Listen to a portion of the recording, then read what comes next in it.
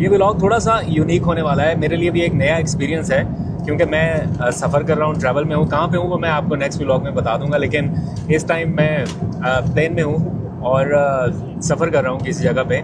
तो मुझे था कि आज का व्लॉग तो हम नहीं कर पाएंगे, मिस हो जाएगा, लेकिन थैंक टू स्टारलिंक और जिस फ्लाइट में मैं सफ़र कर रहा हूँ कतर एयरवेज़ की, यहाँ पे हमें इंटरनेट की फैसिलिटी मिल रही है। तो अच्छी कनेक्टिविटी है, मैं घर में भी बात कर पा रहा हूँ, वीडियो कॉल पे भी कर पा रहा हूँ और सारा कुछ। तो मैंने सोचा कि चलें एक एक्सपीरियंस करके देखते हैं कि क्या हम बात कर सकते हैं, आपसे कनेक्ट कर पाते हैं। तो अगर तो ये व्लॉग टाइम से अपलोड हो गया, दैट मीन्स कि ये वर्क कर रहा है। अगर नहीं हुआ तो फिर शायद आज की गैर हाजिरी हो वो आप फिर कबूल कीजिएगा, या हो सकता है फिर किसी लेट नाइट पे हम इसको अपलोड कर दें। एनी हाउ, ज़रा ख़बरों के ऊपर बात करते हैं। आज 9 मई की तारीख है और किस वजह से ये दिन अहमियत का हामिल है आप सब लोगों को पता है, उसकी डिटेल में नहीं जाते। लेकिन मैंने इस 9 मई की तारीख को बहुत करीब से देखा भी है, कवर भी किया, और इसके बहुत सारे विजुअल्स ऐसे हैं जो अभी तक कहीं अनएडिटेड या अनसीन विजुअल हैं जो मेरे पास कहीं पड़े हैं।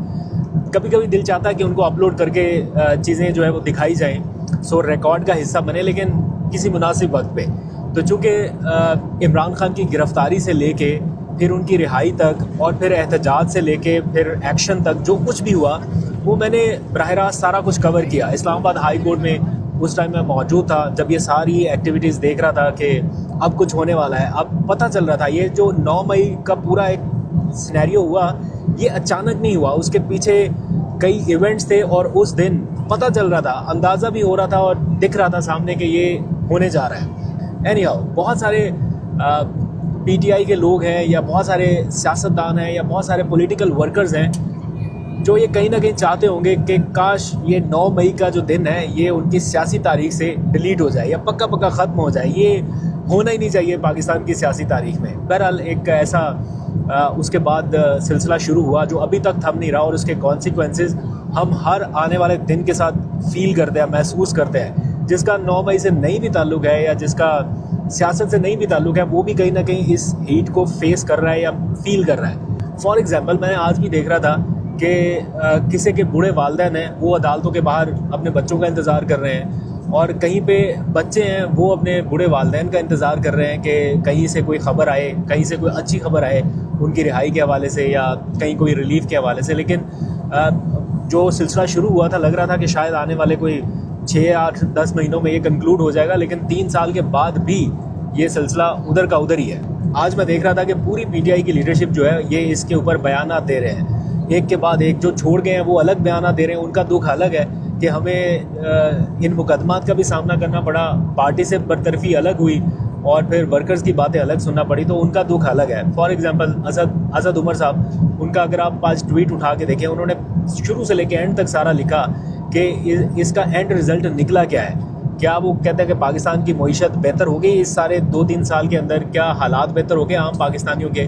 आज भी पेट्रोलियम प्राइसेस आप 416 रुपये इमेजिन कर सकते थे आपके इतनी जल्दी पाकिस्तान में पेट्रोलियम प्राइसेस 416 रुपये, डीजल पेट्रोल। और अब ये एक नया नॉर्मल बन गया कि 20, 25, 30, 35, 50 रुपये तक कीमत बढ़ जाए तो कोई मसला ही नहीं है। मतलब लोग भी बर्दाश्त कर लेते हैं, और हुकूमत जो पहले कभी 2 रुपये 4 रुपये पेट्रोल बढ़ाते हुए सोचती थी कि ये बढ़ाएं या ना बढ़ाएं, इसका सियासी नुकसान हो सकता है या हमें वर्कर्स की जानिब से या हमारे अपने लोगों की जानिब से बातें सुनना पड़ सकती हैं, अब वो ये सारी चीज़ें भी नहीं सोचते। 2-3 साल पहले जितना पेट्रोल की मुकम्मल कीमत अदा किया करते थे उतना अब उसके ऊपर टैक्स दे रहे हैं। आज मिफ्ता इस्माइल ने बताया कि मौजूदा हुकूमत ने ये जो आज इजाफा किया है पेट्रोलियम मसनूआत की कीमतों में, ये इस वजह से नहीं किया कि कोई आलमी मार्केट में इजाफा हुआ और वो ट्रांसफ़र किया गया, नहीं, ये हुकूमत के अपने टैक्सेस बढ़ाए गए हैं, लेवी बढ़ाया गया, टैक्स बढ़ाए गए, प्रीमियम उसके ऊपर पता नहीं और क्या क्या कुछ है। आज मैं समा न्यूज़ की रिपोर्ट देख रहा था, उसमें ये बताया गया, समा न्यूज़ अब आपको पता है कि वो किस पॉलिसी का चैनल है या उसकी पॉलिसी कहाँ पे इन लाइन है। अब वो उस जैसा चैनल भी ये बता रहा है कि हुकूमत ने पेट्रोल की कीमतों को कमाई का ज़रिया बना लिया। ये क्यों बढ़ रही हैं पेट्रोल की कीमतें? सिंपल सी बात है, इसकी कोई लॉजिक नहीं है कि भारत में नहीं बढ़ रही है, चले हमारे बाकी हमसाया मुल्क हैं उनमें इतनी नहीं बढ़ी जितनी पाकिस्तान में बढ़ी है। क्यों?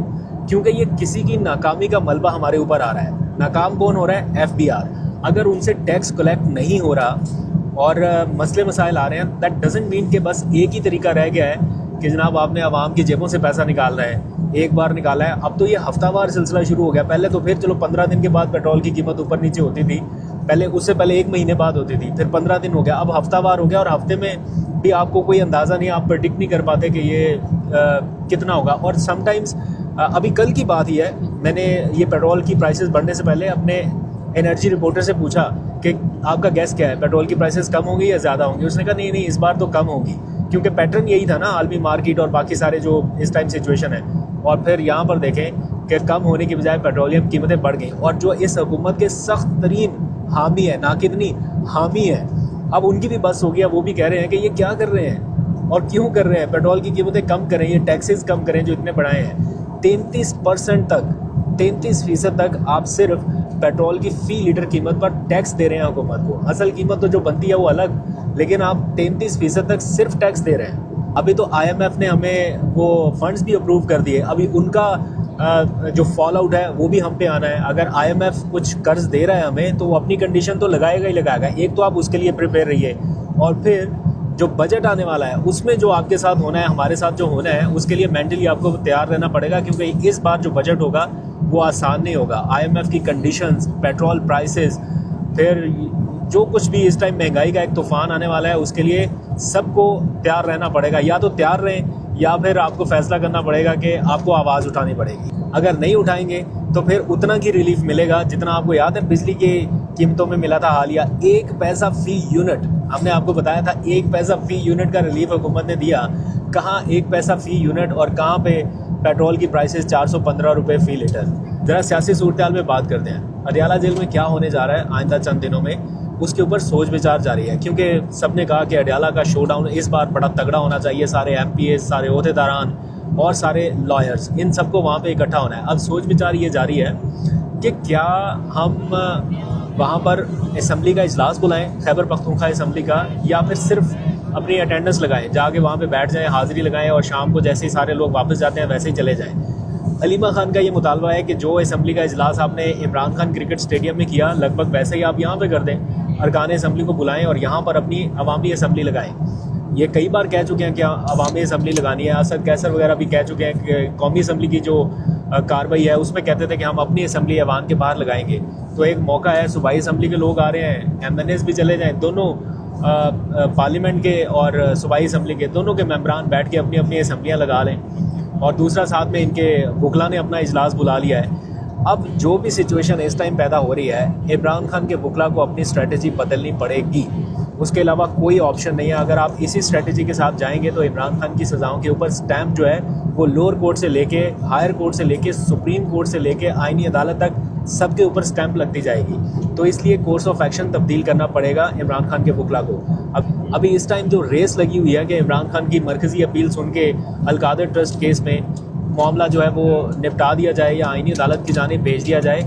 अगर ये मामला आईनी अदालत की तरफ एक बार चला गया, आप इमेजिन करें कि उसके बाद इमरान खान कितने टाइम के लिए स्टक हो सकते हैं, क्योंकि आईनी अदालत इज़ द लास्ट ऑप्शन। अगर वहाँ से भी स्टैम्प लग गई कि नहीं जो सज़ा हुई है वो बिल्कुल ठीक हुई है और ये 14 साल के लिए सज़ा बरकरार रखी जाती है, तो फिर कोई और ऑप्शन नहीं है। फिर तो आपके पास अपील भी नहीं है, फिर और कोई चीज़ नहीं है। ठीक है, अपील भी करनी है तो उसी फोरम पे करेंगे, उसके बाद आपके पास कोई बड़ा हायर फोरम नहीं रह जाता। अभी तो ये ना कि इस्लामाबाद हाई कोर्ट में कोई फैसला आ गया तो हम सुप्रीम कोर्ट चले जाएंगे, या लोअर कोर्ट से कोई आ गया तो हाई कोर्ट चले जाएंगे। अगर आईनी अदालत में चला गया तो उसके फैसले बाइंडिंग है सुप्रीम कोर्ट के ऊपर भी, यानी फिर आईनी अदालत अपने फैसले को ना रिवर्स कर पाएगी और ना आप किसी और जगह पे चैलेंज कर सकेंगे। तो सारी गेम जो है वो इमरान खान के एक तरह से अगेंस्ट जाती दिखाई दे रही है। तो अब PTI के लॉयर्स को अपनी हिकमत अमली वाकई बदलनी पड़ेगी। देखते हैं कि ये बैठ के क्या स्ट्रेटजी बनाते हैं। कुछ इजलास तो इनके चल रहे हैं, बाकी खबरें चल रही हैं कि जनाब कोई इमरान खान को मुंतकिल करने के हवाले से या कोई बिल्कुल चीज़ें फाइनल स्टेज पे पहुंची हैं। बहुत सारी खबरें मैंने भी सोशल मीडिया पर देखी हैं, लेकिन अगर चीज़ें फाइनल स्टेज की तरफ जा रही होती है ना, तो पसे पर्दा कुछ ना कुछ ऐसे इंडिकेटर्स मिल जाते हैं, पता चल जाता है कि हाँ यहाँ पे राब्ता हो रहा है, हाँ यहाँ पे राब्ता हो रहा है। उस किस्म के कोई इंडिकेटर्स नहीं है। कम से कम इमरान खान की फैमिली को पता होना चाहिए अगर ऐसा कुछ हो रहा है। और उनकी फैमिली जिस तरह से रिएक्ट कर रही है, बिहेव कर रही है या एग्रेसिव हो रही है, वो बड़ा क्लियर ये बता रहा है कि ऐसा कुछ नहीं है जैसा सोशल मीडिया के ऊपर बताया जा रहा है। समटाइम्स ऐसा होता है जब मोमेंटम पकड़ना होता है किसी तहरीक ने, तो फिर ये बताया जाता है कि वो बस बात होने लगी, वो बस अभी कुछ ना करें, चीज़ें चल रही हैं, स्ट्रीमलाइन हो रही है। हाँ, एक चीज़ ज़रूर है कि महमूद अचकज़ई जो है वो खामोशी से अपने तौर पे कुछ सियासी दानिशमंदी का मुजाहरा करते हुए कुछ ऐसे फैसले करना चाहते हैं जिसका इमरान खान को फ़ायदा हो सकता है, लेकिन वो किस कदर काबिल अमल है या उन पे एग्जीक्यूशन कैसे हो सकती है, क्या दूसरा फरीक चाहता है नहीं चाहता, ये एक सवाल बहरहाल अपनी जगह पे है। तो मैं आज के व्लॉग को बहुत ज़्यादा लंबा नहीं करूँगा क्योंकि मुझे मालूम नहीं कि ये अपलोड होगा भी या नहीं होगा, और मैं बात कर भी इसलिए रहा हूँ ताकि ये तसलसल ना टूटे और आपको ख़बर रहे कि हम कहाँ पर हैं और क्या कर रहे हैं। बहरहाल कोशिश करेंगे कि जहाँ पर भी हों आपसे कहीं ना कहीं कनेक्ट करें, लेकिन अगर आने वाले एक आध हफ्ते में ये कनेक्शन ज़रा कमज़ोर पड़े या बर वक्त ना आपसे रब्ता हो पाए तो आप समझ लीजिएगा कि मसरूफियत है। तो बहरहाल मैं कल या परसों में आपको बता भी दूंगा कि मैं कहाँ पर हूँ, लेकिन जब तक पहुँच नहीं जाता तब तक आप थोड़ा सा इंतज़ार कीजिए। अभी तक के लिए इतने, अपना बहुत सा ख्याल रखिए। अल्लाह हाफ़िज़।